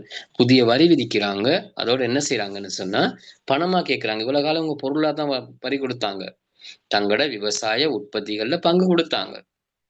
இவங்க கேட்குறாங்க, எங்க அதெல்லாம் வேணாம், பணமா தான்னு சொல்லி கேட்குறாங்க. இவங்களோட பணம் கொடுக்கறதுக்கு பணப்புழக்கம் பெரிய அளவில் இல்லை. அப்ப இவங்க என்ன செய்யறாங்க, கரையோர மக்கள் அதிருப்தி அடைகிறாங்க. சரி, புதிய வரிகள் என்னென்னு பார்ப்போம். புதிதாக விதிக்கப்பட்ட தெங்கு வரி இதற்கு உதாரணமாகும். இதில் 10 தென்னை மரங்களுக்கு மேல் உள்ள காணிகளிலிருந்து ஒரு தென்னை மரத்திற்கு 1 வெள்ளிக்காசு வீதம் வரி செலுத்த வேண்டியிருந்தது. இதுதான் எங்களுக்கு நிறைய பிரச்சனையை உண்டு பண்ணியது. 10 தென்னை மரத்துக்கு மேல இருந்தா ஒரு தென்னை மரத்துக்கு 1 வெள்ளிக்காசு காசு கொடுக்கணும், வெள்ளிக்காசு கொடுக்கணும். அந்த மரம் காய்க்குதா காய்க்குது இல்லையா அப்படிங்கிறது அவங்களுக்கு கணக்குல தென்னை மரம் 10 இருக்கணும். அப்ப மரம் காய்காட்டியும் அவங்க என்ன செய்யணும், காசு கொடுக்கணும். அதுவும் முன்ன பொருள் கொடுத்தாங்க, இப்ப காசு கேட்கிறாங்க. எங்கட காசு புழக்கம் இல்ல, ஆகவே பிரச்சனைக்கு காரணமாகாமல் இது கரையோர கிளர்ச்சிக்கான காரணங்கள் தான். இது என்னன்னு சொல்லி திரும்பியும் பார்ப்போம். சரி, தெங்கு அறுவடையை கருத்தில் கொள்ளாது வரி வசூலிக்கப்பட்டதாலும் அவ்வரியை பணமாக செலுத்த வேண்டியிருந்ததாலும் கரையோர பிரதேசங்களில் குழப்ப நிலை ஏற்பட்டது. புதிய ஆட்சியின் மீது கொண்டிருந்த மக்களின் வெறுப்புணர்வு குறுங்காலத்தில் கிளர்ச்சி ஒன்றாக உருவானது. இப்ப இவ்வளவு காலம் நாங்க சுதந்திரமாக இருந்தாங்க, போர்த்துகேயர் உள்ளாந்தர் காலத்துல பிரச்சனை இருந்தாலும் இப்ப ஆங்கிலேயர் காலத்துல பெரிய சிக்கல்களை எதிர்கொள்றாங்க, பிரச்சனைகளுக்கு முகம் கொடுக்குறாங்க. அதனால அவங்க என்ன செய்யறாங்க, கிளர்ச்சிக்கு போறாங்க, போராட்டம் செய்யறாங்க, ஆங்கிலேயருக்கு எதிராக போராட்டம் செய்ய போறாங்க. 1797 ஆங்கிலேய கிழக்கிந்திய வர்த்தக கம்பெனியின் ஆட்சிக்கு எதிராக உருவான இக்கலவரம் கரையோர பிரதேசம் பலவற்றிலும் பரவியது. பெருமுயற்சியின் பின்னர் ஆங்கிலேயர் கலவரத்தை கட்டுப்பாட்டுக்குள் கொண்டு வந்தனர். இந்நாட்டின் பிரித்தானிய ஆட்சியின் ஆரம்பத்திலேயே பொதுமக்களின் எதிர்ப்பு இருந்ததை இக்கலவரம் தெளிவாக காட்டியது. இதனால் கரையோர பிரதேசத்தின் நிலையை ஆராய்ந்து பார்த்து தேவையான சீர்திருத்தங்களை பரிந்துரைப்பதற்கு ஆணைக்குழு ஒன்று நியமிக்கப்பட்டது. சரி, இப்ப முதலாவது பிரச்சனைக்குரிய காரணம் அவங்களோட கேட்க போறாங்க. 1797 ஆண்டு கரையோர கிளர்ச்சிக்குரிய காரணம் என்னன்னு கேட்டால் ஒன்று சொல்ல போறீங்க, புதிய வரிகள் விதிக்கப்பட்டமை. ஒன்று தென்னை வரி, அதுல முக்கியமானது தெங்கு வரின்னு சொல்லி தென்னை வரி, அது ஒன்று. இரண்டாவது, பொருளுக்கு பதிலாக பணமாக வரி அறவிடப்பட்டமை. இரண்டாவது காரணம். சரியா? மூன்றாவது, அவுமில்தார்கள் வரி அறவிட நியமிக்கப்பட்டமை. ஒரு காரணம், முக்கியமான காரணம். அவுமில்தார்கள் நியமிச்சதுதான் அடுத்த காரணம். சரி, இதுதான் கலகத்துக்குரிய காரணம். ஒன்று கிளர்ச்சி, கிளர்ச்சிக்குரிய காரணம் ஒன்று புதிய வரி, பணமாக வரி அறவிட்டது, அவுமில்தார்கள் சென்னை உத்தியோகத்தர் சொல்லப்படும் அவுமில்தார்கள் நியமிக்கப்பட்டது. இதுதான் 1797 ஆண்டு கரையோர கிளர்ச்சிக்குரிய காரணங்கள். இப்ப கிளர்ச்சி கிட்டத்தட்ட ஒரு நீண்ட காலம் போனது. கிளர்ச்சி ஆங்கிலேயரால் அடக்கப்பட்டு விட்டது. கிளர்ச்சிக்காரர்கள் வெற்றி பெறவில்லை. ஒரு நீண்ட நாளைக்கு பிறகு, நீண்ட நாள் அந்த கிளர்ச்சி இருந்தது. இருந்தாலும் ஆங்கிலேயர் கிளர்ச்சி என்ன செஞ்சாங்க? அடக்கி விட்டாங்க. கிளர்ச்சி தலைவர்கள் கைது செய்யவும் பட்டார்கள். இதனால் கரையோர பிரதேசத்தின் நிலையை ஆராய்ந்து பார்த்து தேவையான சீர்திருத்தங்களை புரிந்திருப்பதற்கு ஆணைக்குழு ஒன்று நியமிக்கப்பட்டது. இப்ப ஆங்கிலேயருக்கு ஒரு பிரச்சனை. நாங்க நாட்டை கைப்பற்றி, கரையோரத்தை கைப்பற்றி ஒரு வருடத்துக்குள்ளேயே 96ல கைப்பற்றணும், 97ல கிளர்ச்சி. ஒரு வருடத்துக்குள்ளேயே கிளர்ச்சி செய்யுதுன்னா எங்களோட நிர்வாகத்துல ஏதோ பிரச்சனை இருக்குது. அது என்னன்னு பார்த்து அதுக்கான தீர்வை முன்வைப்பதற்காக ஒரு ஆணைக்குழு நியமிக்கப்பட்டது. பிரிகேடியர் ஜெனரல் டி மியூரன் தலைமையில் நியமிக்கப்பட்ட இக்குழு மியூரன் ஆணைக்குழுன்னு சொல்லப்படுது. வேணும், இந்த மியூரன் ஆணைக்குழுவினுடைய பரிந்துரைகள், கிளர்ச்சிக்குரிய காரணங்கள் கேட்பாங்க. அடுத்த ஆணைக்குழுவினுடைய பரிந்துரைகள் என்னன்னு சொல்லி ஒரு கேள்வி வரும். பாருங்க, பரிந்துரைகள் பாருங்க இருக்கு. வரி வசூலிப்பதில் ஈடுபட்டிருந்த சென்னை உத்தியோகத்தர்கள் திருப்பி அனுப்பப்பட்டு அவர்களுக்கு பதிலாக சுதேச உத்தியோகத்தர்களை ஈடுபடுத்தல். பிரச்சனைக்கு காரணத்தை அறிஞ்சிட்டாங்க. காரணம் என்ன? சென்னை உத்தியோகத்தர்கள் வந்ததுதான் பிரச்சனை காரணம். அவங்கள திருப்பி அனுப்பிட்டு மீண்டும் சுதேச உத்தியோகத்திற்கு முதலியார்மாருக்கு திருப்பி பொறுப்பு கொடுத்தாங்க. தெங்கு வரி உட்பட புதிய வரிகள் நீக்கப்பட்டது. கடை வரி நீக்கப்பட்டது, கல்வரி, தோணி வரி நீக்கப்பட்டது. வரி வசூலித்தலுக்கும் நீதி வழங்குவதற்கும் வெவ்வேறாக உத்தியோகத்தர்கள் அமர்த்தப்பட்டாங்க. இப்ப சென்னை உத்தியோகத்தர் எல்லா வேலையும் செஞ்சாங்களே, வரி வசூலிச்சாங்க, நீதி சட்டம் எல்லாம் பார்த்தாங்க. எல்லாத்துக்கும் வேற வேற அதிகாரிகள் நியமிச்சாங்க. ஒல்லாந்திர நீதிமன்ற முறையை மீண்டும் கொண்டு வந்தாங்க. ஒல்லாந்திர நீதிமன்ற முறையை மீண்டும் இலங்கையில கரையோர பிரதேசத்துல அறிமுகப்பட்டது. இதெல்லாம் கரையோர பிரதேசம். இன்னும் அவங்க நாட்டை என்ன செய்யல? கைப்பற்றவில்லை. சரி, இதையும் பார்த்துக் கொள்ளுங்க பிள்ளை.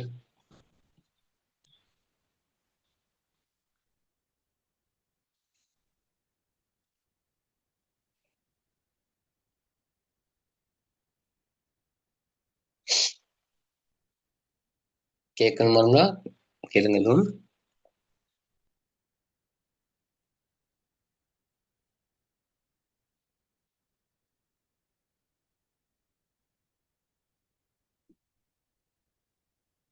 No, sir, no doubt. Doubt இல்ல. ஓகே,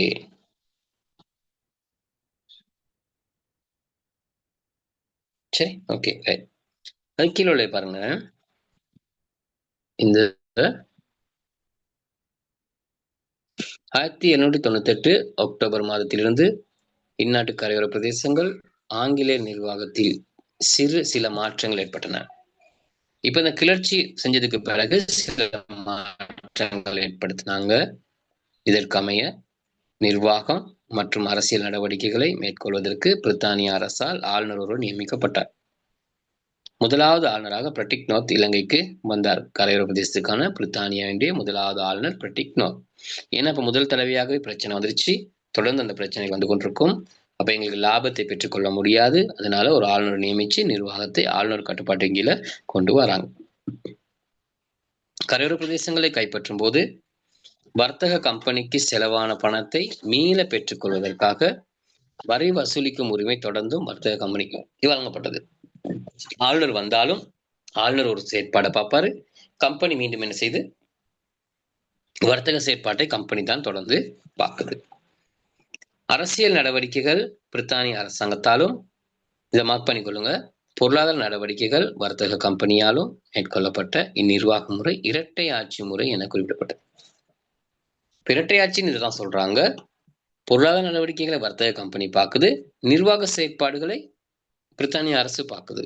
இதை இரண்டு பேரும் சேர்ந்து இலங்கையின் கரையோர பிரதேச நிர்வாகம் செய்யறதுனால தான் சொல்றது இரட்டை ஆட்சின்னு சொல்லி சொல்றது. 1798 1802 வரை இவ்வாட்சி முறை நிலவி வந்தது.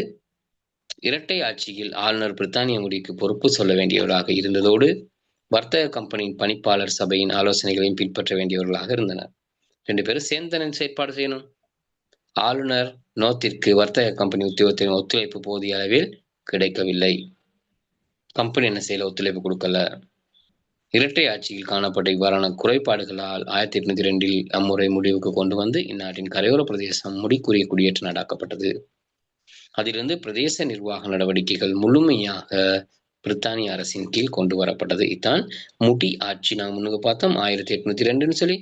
உங்களுக்கு இரட்டை ஆட்சின்னு எனக்கு ஒரு கேள்வி கேட்டால், பிரித்தானிய கிழக்கிந்திய வர்த்தக கம்பெனியும் பிரித்தானிய அரசும் இணைந்து இலங்கையின் கரையோர பிரதேச நிர்வாகத்தை மேற்கொண்டது இரட்டை ஆட்சி எனப்படும்.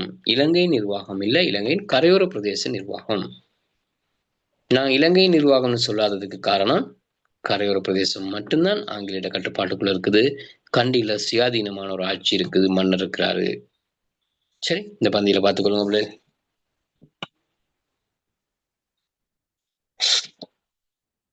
ஒரு 3 பேரை காணல.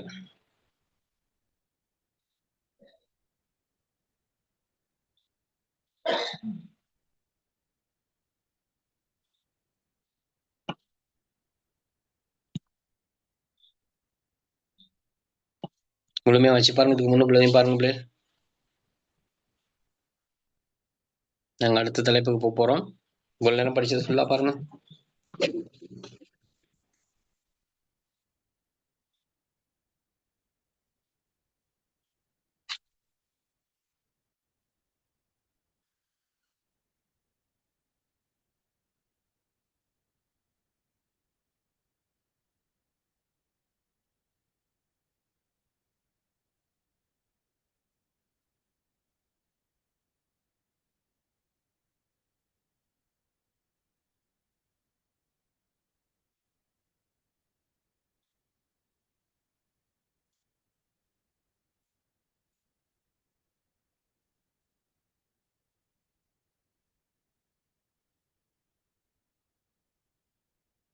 Okay, sir. Okay, sir.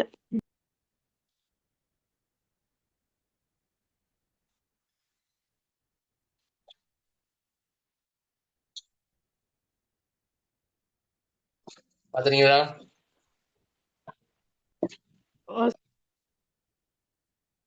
ஏதாவது சந்தேகம் வந்ததா? ஒன்றுமில்லை.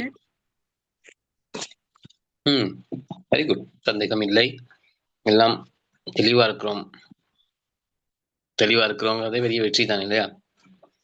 எக்ஸாம் வரும்போது எல்லாரும் முழுமையான புள்ளிகளை பெற்றுக்கொள்ளக்கூடியதாக இருக்கும்.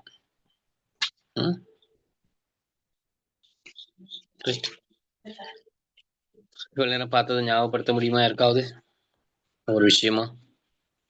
என்னென்ன படிச்சோம் அப்படிங்கிறது கொஞ்சம் மேலோட்டமா. தர்ஷன்,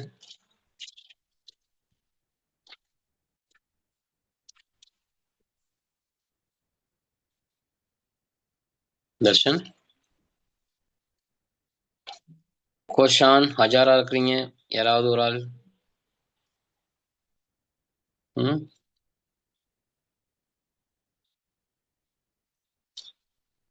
இல்லையா? சும்மா சுருக்கமா சொல்றதுக்காவது அப்படின்னு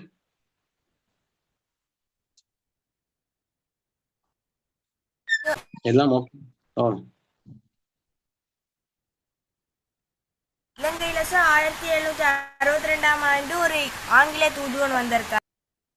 அதற்கு பிறகு 1782ஆம் ஆண்டு இன்னொரு ஆங்கிலேய தூதுவர் வருவாரு. இவங்க 2 பேரும் இலங்கையை கைப்பற்ற வெளியேற்றுறதுக்கான எந்த ஒரு முயற்சியும் ஈடுபட மாட்டாங்க. 3வது நபர் தான் அந்த முயற்சியில ஈடுபடுவார்.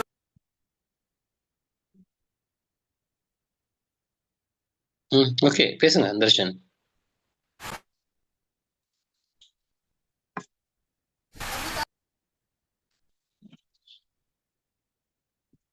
தர்ஷன் மைக்ல எதுவும் ப்ராப்ளம் போல.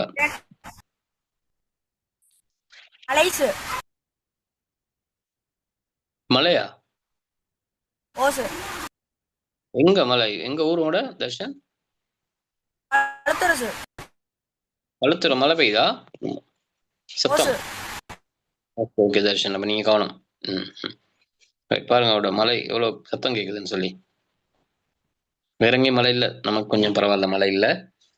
மழை பெய்வதற்கான ஒரு சூழல் இருந்தாலும் மழை இல்லை. ஓகே பிள்ளைகள், மழைன்னு சொன்னாலே பயமா இருக்குது இல்லையா? இப்போ ரைட், மேலோட்டமா ஒருத்தரான தலைப்புகளை மட்டும் சொல்றேன் உங்களுக்கு. கியூ கடிதம் சம்பந்தமா கரையோர பிரதேசங்களை பிரித்தானிய தங்களோட ஆதிக்கத்தில் நிலைநாட்டுறாங்க. 3 முறையாக மேற்கொள்றாங்க. 96ல கரையோர பிரதேசத்தை கைப்பற்றாங்க. 802ல முடியாட்சி. 1815ல முழு நாட்டையும் கண்டியை கைப்பற்றியதோடு முழு நாடும் அவங்களோட கட்டுப்பாட்டுக்குள்ள வருது. அதுக்கு பிறகு பிரான்சிய புரட்சிக்கு பிறகு பிரான்சியர் ஒல்லாந்தை கைப்பற்றாங்க. ஒல்லாந்து மன்னன் பிரித்தானியாவுக்கு தப்பிச் செல்கின்றார். அங்கு வைத்து கியூ கடிதம் எழுதப்படுகிறது. கியூ கடிதத்தினூடாக இலங்கையின் கரையோர பிரதேசத்தை ஆங்கிலேயர் ஒல்லாந்திடமிருந்து கேட்கிறாங்க. அதை கொடுக்க மறுக்கும் போது பன்னங்கள் பெக் அந்த கடிதத்தை வாங்க மறுக்கிறார். ஆகவே திருகோணமலை துறைமுகத்தை கைப்பற்றாங்க. அதுக்கு பிறகு கண்டி மன்னனோடு ராஜாதி ராஜசிங்கனோட பேச்சுவார்த்தை நடத்துறாங்க. பேச்சுவார்த்தை நடத்திட்டு அதுக்கு பிறகு கண்டி மன்னன் உதவி இல்லாமலே எங்களால கரையோரத்தை கைப்பற்ற முடியும் ஒல்லாந்திடம் என்று சொல்லி தனியாக என்ன செய்யறாங்க, ஒல்லாந்தரை விரட்டிட்டு கரையோர பிரதேசங்களை பிரித்தானியர் கைப்பற்றி கொள்றாங்க. கரையோர பிரதேசத்தை கைப்பற்றினதுக்கு பிறகு கரையோரத்துல 1797ஆம் ஆண்டு பிரித்தானியருக்கு எதிராக ஒரு கிளர்ச்சி இடம்பெறுகிறது. கிளர்ச்சிக்குரிய காரணம் புதிய வரிகள், தென்னை வரி முக்கியமாக, பொருளுக்கு பதிலாக பணமாக வரி அறவிட்டது. அடுத்தது அமமுல்தார்கள் சென்னை உத்தியோகத்தர்கள் நியமிக்கப்பட்டமை காரணமாக இருந்தது. அதுக்கப்புறம் மீரன் குழு கிளர்ச்சி அடக்கப்பட்டு விட்டது. மீரன் குழு வந்தது. மீரன் குழு வந்து சில தீர்மானங்களை முன் வச்சாங்க. புதிய வரிகள் நீக்கப்பட்டது. பணமாக வரி அறவிடணும்னு சொன்னாங்க, பொருளாக வரி அறவிடணும்னு சொன்னாங்க. சென்னை உத்தியோகத்தர்கள் திருப்பி அனுப்பப்பட்டு மீண்டும் சுதேச உத்தியோகத்தர்களுக்கு அந்த பொறுப்புகள் வழங்கப்பட்டது. ஒல்லாந்தருடைய நீதிமன்ற முறை கொண்டு வரப்பட்டது. ரைட், அதுக்கு பிறகுதான் நாங்கள் அந்த முறையை பார்த்து முடிச்சோம். சரி, வரி வசூலிக்கிற ஆட்களுக்கு சொல்லப்பட்ட விஷயங்கள் இருந்தது. அதுக்கு பிறகு இரட்டையாட்சி முடிவுக்கு வந்தது. முதலாவது ஆளுநர் பிரிட்டிக்னோ, அதுக்கப்புறம் பிரித்தானிய முடியாட்சி, நேரடியாக இலங்கை பிரித்தானியருடைய முடியாட்சியின் கீழ் கொண்டு வரப்பட்டது. ஓகே, இவ்வளவுதான் அந்த இதுல சுருக்கமான விஷயங்கள். இதுல வினாக்கள் வரும், ஒவ்வொரு வருடமும் ஓலெவல் பேப்பர்லையும் வந்துட்டு தான் இருக்குது. பாஸ்ட் பேப்பர்ஸ் இருக்கிறாக்கள் அதை நீங்க பார்க்கலாம்.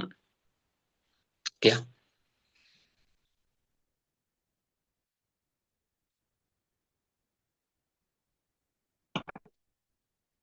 ஆங்கிலேயர் கண்டி ராஜ்யத்தை கைப்பற்றுதல். கீழே உள்ள படத்தை பார்த்துக்கொள்ளுங்க, தெரிஞ்சவர் அவர் படத்தில் உள்ளவரை கண்டிருக்கீங்களா? ஸ்ரீ விக்ரம ராஜசிங்கன் கண்டி ராசதானியினுடைய கடைசி மன்னன், இலங்கையின் கடைசி மன்னனும் அவர்தான். நாயக்க வம்சத்தை சார்ந்தவர்.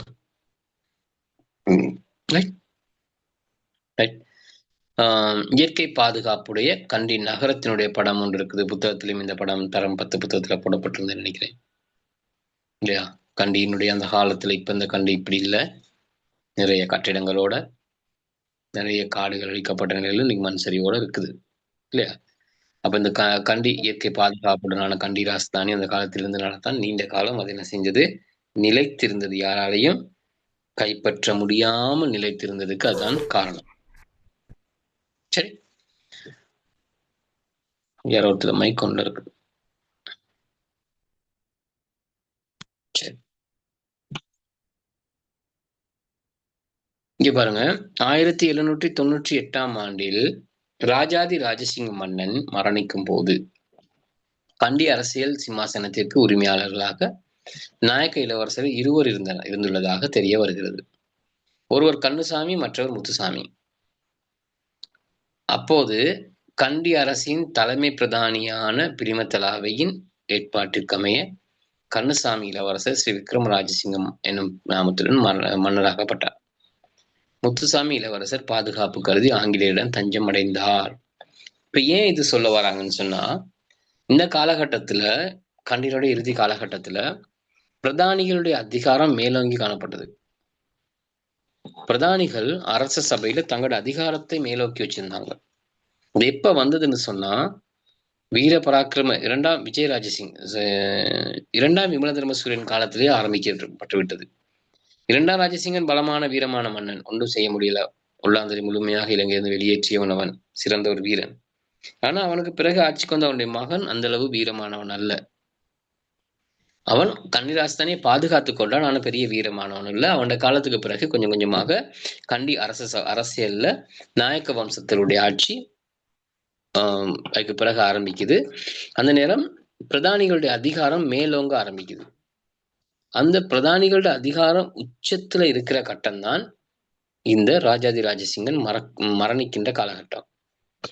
அதனால தான் ராஜாதி ராஜசிங்கன் மரணிச்சதுக்கு பிறகு நேரடியாக ஆட்சிக்கு உரிமை உடையவர்கள் இல்லாதனால இந்த முத்துசாமி கண்ணுசாமி 2 பேர்ல பிரதம பிரதானியான பிலிமத்தலாவ தனது அதிகாரத்தை முழுமையாக பயன்படுத்தி கண்ணுசாமியை ஸ்ரீ விக்ரம ராஜசிங்க என்ற பெயர்ல ஆட்சி மன்னனாக்கினான். தனது அதிகாரம் இந்த விக்ரம ராஜசிங்கன் சொல்லப்படுற இந்த கண்ணுசாமி பிலிமத்தலாவினுடைய வளர்ப்பு மகன் சொல்லியும் சொல்லப்படுகின்றார். பிலிமத்தலாவின் வளர்ப்பு மகன். அவன் மன்னனாக்குனதுக்கு பிறகு முத்துசாமிக்கு அங்க இருக்க முடியாது. ஏன்னா அவன் ஆட்சிக்கு உரிமையானவன். திரும்ப அவன் ஆட்சியை கைப்பற்ற வரலாம்னு சொல்லி அவர் கொலை செய்யப்படலாம் அல்லது கைது செய்யப்பட்டு சிறை வைக்கப்படலாம். ஆகவே முத்துசாமி என்ன செஞ்சார்? பாதுகாப்புக்காக ஆங்கிலேயரிடம் தஞ்சமடைந்தார். கரையோர பிரதேசத்தில் இருந்த ஆங்கிலேயரிடம் தஞ்சம் அடைஞ்சிட்டார். எனக்கு பாதுகாப்பு தாங்கன்னு சொல்லி ஆங்கிலேயரும் அவருக்கு பாதுகாப்பு கொடுத்தாங்க. காரணம், அவன் ஒரு இளவரசன், ஆட்சிக்கு உரிமை உடையவன், என்றைக்காவது தேவைப்படுவான்னு சொல்லி ஆங்கிலேயர் அவருக்கு பாதுகாப்பை கொடுத்து வச்சிருந்தாங்க. சரி, இப்படித்தான் இந்த விக்ரம ராஜசிங்க மன்னன் ஆட்சிக்கு வந்தான். ஆட்சிக்கு வந்த விக்ரம ராஜசிங்கன் கண்ணுசாமின்னு சொல்லப்பட்டவன், நாயக்க வம்சத்தை சார்ந்தவன். ஆரம்பத்துல பிலிமத்தலாவை சொல்ற விஷயங்களை கேட்டானா, சிறு வயதுல தான் ஆட்சிக்கு வந்தான். பிலிமத்தலாவை சொல்ற விடயங்களை அவன் கேட்டான். ஆனா பிறகு தங்களுடைய நாயக்க வம்சத்தவர்கள் சொல்வதை கேட்டு அவர்களுக்கு அதிகமான பதவிகளை எல்லாம் கொடுத்தனால கண்ணுசாமி, அதாவது விக்ரம ராஜசிங்கனுக்கும் பிலிமத்தலாவுக்கும் இடையில் ஏற்பட்ட கருத்து முரண்பாடினால பிலிமத்தலாவை விக்ரம ராஜசிங்க மன்னனால் கொலை செய்யப்படுகின்றான். விக்ரம ராஜசிங்கன் ஒரு சிறந்த ஆட்சியாளனாக ஆரம்பத்தில் இருந்தாலும் பிறகு அவனும் என்ன செய்தான்? மது போதைக்கு அடிமையாகி ஆட்சியில முறைகேடுகள், ஒழுங்கான ஆட்சி இல்லை. ஆகவே மக்கள் கொஞ்சம் கொஞ்சமாக அவன் என்ன செய்யறாங்க? வெறுக்க ஆரம்பிக்கிறாங்க. அது சம்பந்தமான விஷயங்கள் தொடர்ந்து நாங்க இப்ப என்ன செய்ய போறோம்? படிக்க போறோம். பாருங்க, ஆங்கிலேயர் கரையோர பிரதேசங்களில் தமது ஆட்சியை ஆரம்பித்து சிறிது காலம் செல்வதற்கு முன்னர் கண்டி அரசின் மீதும் தமது அவதானத்தை செலுத்த ஆரம்பித்தனர். சரி, பிரிட்டிக்னோத் ஆளுநரின் கொள்கை இதில் முன்னுதாரணமாகும். பிரிட்டிக்னோத் தன்னை முதலாவது ஆளுநர். அவர் தான் எப்படியாவது கண்டியை பிடிக்கணும்னு நினைக்கிறாரு. காரணம், கண்டி சுயாதீனமாக இருக்கிறது அவர் என்ன செய்யல, விரும்பல. சரி, ஆளுநர் நோத் ஆரம்ப காலத்தில் தமக்கு சார்பான ஒப்பந்தம் ஒன்றிற்கு கண்டி மன்னரை இணங்கச் செய்வதற்கு முயற்சித்தார். அதற்கமைய 1800ஆம் ஆண்டு மார்ச் மாதத்தில் தளபதி மெக்டோவலின் தலைமையில் கண்டிக்கு தூதுக்குழு ஒன்றை அனுப்புவதற்கான ஏற்பாடுகளை ஆளுநர் நோத் மேற்கொண்டார். 1164 இராணுவ வீரர்களையும் 8 பீரங்கிகளையும் கொண்ட குழுக்கள். இத்தூது குழுவின் நோக்கம் ஆங்கிலேயரின் படைபலத்தை காட்டி தமக்கு சார்பான ஒப்பந்தம் ஒன்றிற்கு மன்னனை இணங்கச் செய்து கொள்வதாகும். என்றாலும் படை ஒன்றுடனும் பீரங்கிகளையும் எடுத்துக்கொண்டு என்ன சொல்ல வர்றாருன்னு சொன்னா, பிரிட்டிக்னோத் பாக்குறாரு, கரையோர பிரதேசத்துல இருக்கிறாரு. இப்ப 1798 வந்துட்டாருன்னு 2 வருடம் முடிஞ்சது. அவர் யோசிக்கிறாரு, கண்டி ராசதானி சுயாதீனமாக இருக்கிறது தனக்கு பிடிக்கல, அது எங்களுக்கு ஆபத்து.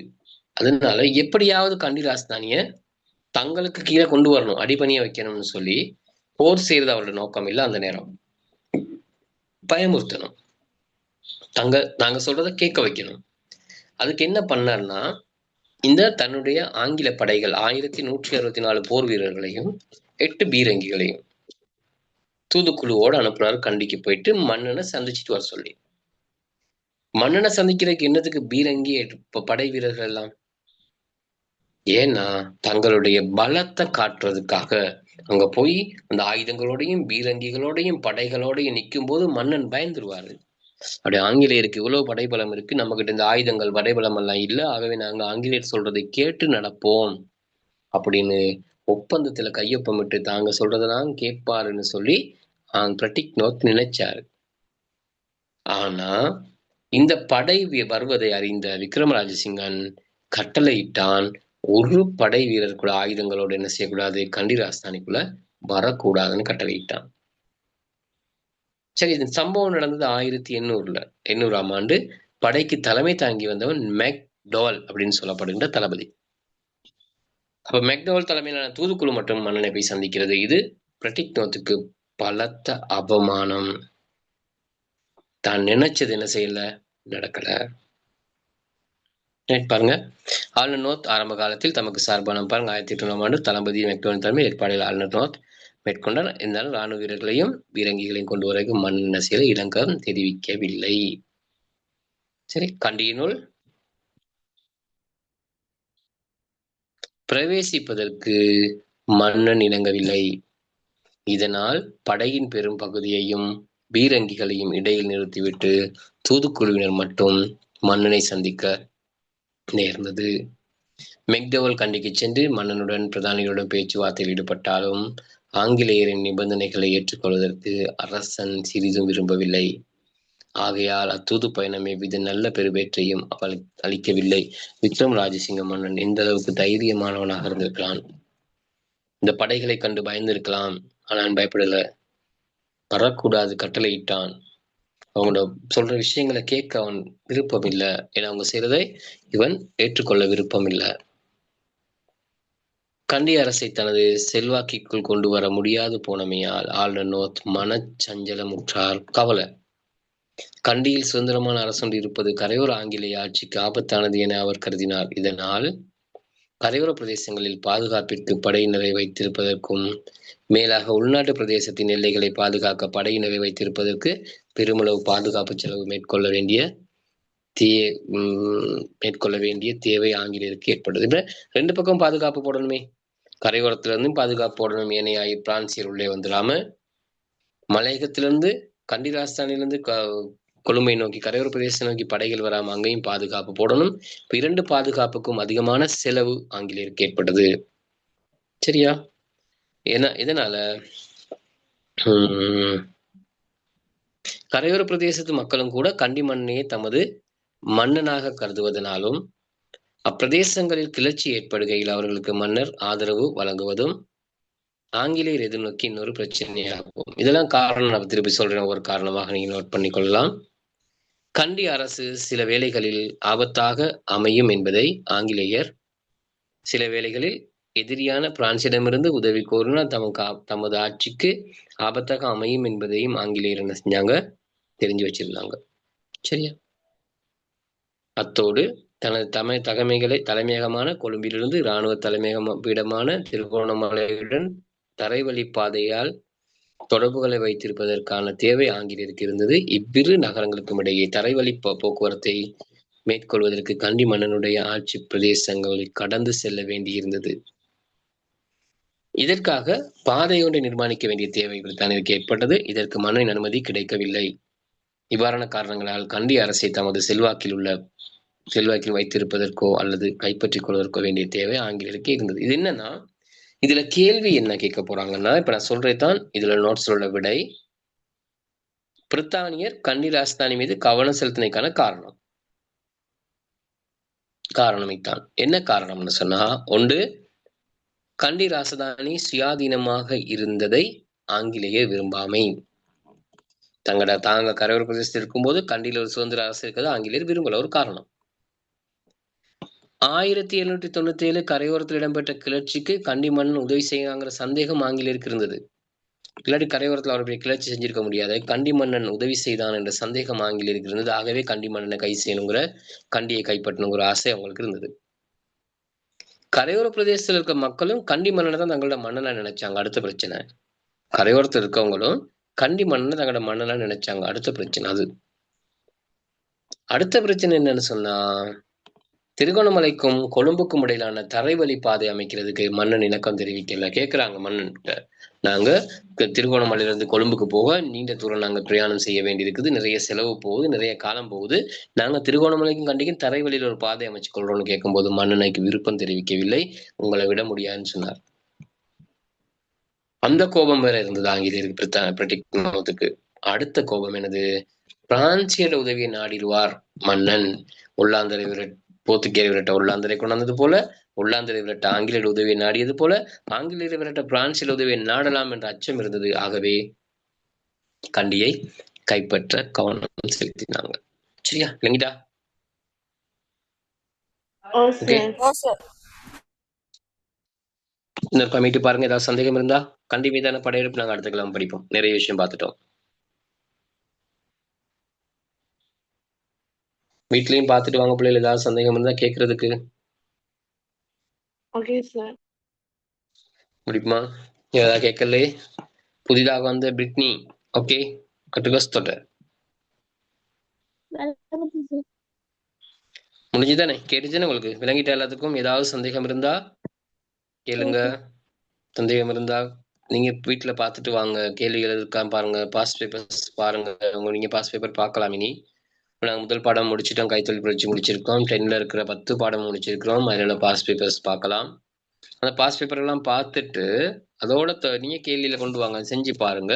அது விளங்கலைன்னு சொன்னா அந்த கேள்விகளை நீங்க என்ன செய்யுங்க, என்கிட்ட கேளுங்க, கொண்டு வாங்க. அந்த கேள்விகளை பார்ப்போம். அந்த கேள்விகளை பார்த்துட்டு அப்ப நாங்க ரிவிஷன் போற மாதிரியும் இருக்கும், உங்களுக்கும் லேசா இருக்கும். இப்ப என்ன மாதிரி கேள்விகள் வரும். ஓ, ஏன்னா கடைசி நேரம் எல்லாத்தையும் பார்க்கறத விட இப்பயே நீங்க பார்த்துட்டு போகலாம். நம்ம ரெண்டையும் சாய்ஸ் பண்ணி பார்க்கலாமே, டைம் ஒதுக்கலாமே. நமக்கு ஒரு 10 நிமிஷம் 15 நிமிஷம் அதுக்கு ஒதுக்கலாம். கிரேட் 10க்கு. அப்போ உங்களோட ஃபர்ஸ்ட் டைம் எக்ஸாம் கூட சில நேரம் எக்ஸாம்ல கூட அந்த வந்து 10 புத்தகம் முழுமையா வருமே. இங்கே ஒரு பாடம் 2 பாடம் தான் வரப்போகுது. 10ல முழுசா வரப்போகுது. அப்ப முழுமையா அதை கொண்டு போறதுக்கு இது உங்களுக்கு நல்ல வாய்ப்பா இருக்கும் இல்லையா? இப்ப லேசு தானே. இப்போ இல்லாட்டி நாங்க திருப்பி முழுசா அவ்வளோ ரிவிஷன் பண்றதை நீங்க பாஸ் பேப்பரோட வச்சுட்டு போனீங்கன்னா சரி, இருக்க பாஸ் பேப்பரை பாருங்க, டைம் பேப்பர்ஸ் பாருங்க, இல்லாட்டி புக்கை பாருங்க, இல்லை கேள்விகளை தாங்க, என்னென்னு சொல்லி எடுத்துட்டு வாங்க. அப்போ நாங்கள் டிஸ்கஸ் பண்ணுவோம். சரி ரிஷானா, உங்களோட மைக் வேலை செய்தா? ரைட்.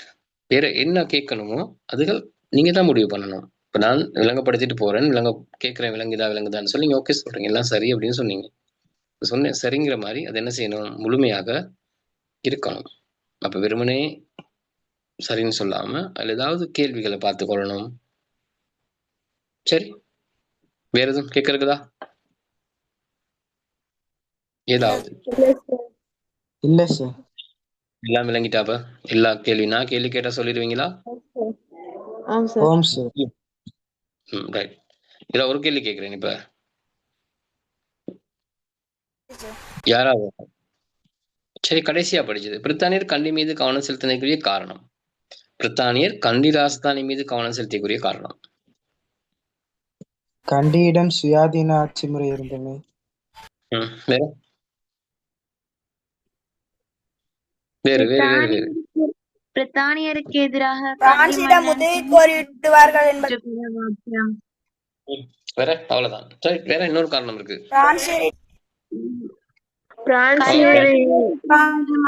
உதவி பிரான்சின் உதவியை நாடுவார் மன்னர் என்று யோசித்தமை. Right, okay. இப்ப முடியுது, எல்லாராலையும் ஏதோ விட சொல்ல முடியுது, உங்களுக்கு விட தெரியுது. சரியா? இதுதான் தேவை.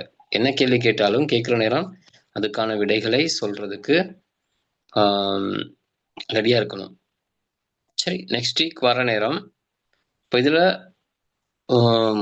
கேள்விகள் கொஞ்சம் செஞ்சுட்டு வாங்க, கேள்விகள் எடுத்துட்டு வாங்க, உங்களால முடியும்.